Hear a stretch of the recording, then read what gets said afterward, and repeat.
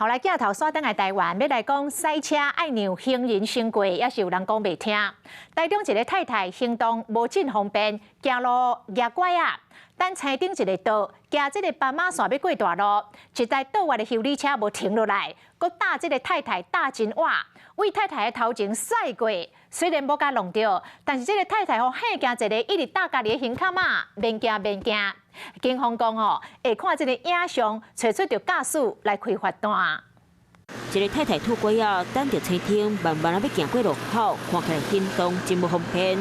不过这个时阵，一台倒弯来旅行车驶过来，若无停落来先让人行，佮直接驶过去。边看起来是蛮危险的。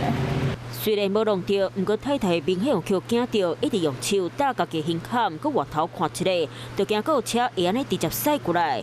尾后有民众甲影片抛上网，骂这旅行车的驾驶实在是伤过合。啊，咱嘛找到这个60岁姓黄的太太。有了，吓到啊，自己拉一拉就好了。对啊。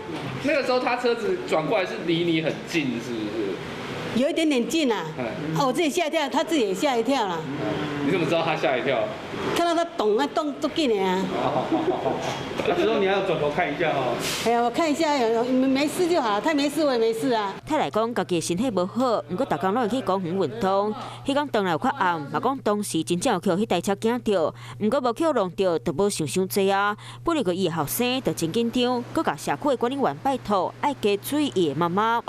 上班之前叫我帮他多注意他妈妈出门的情况。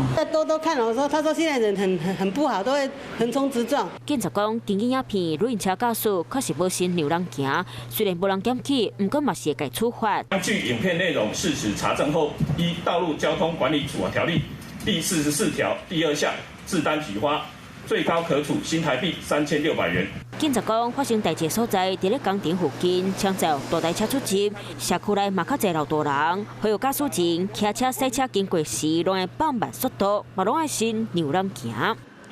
晚间9点，邀请您与世界同步，60分钟掌握全球脉动。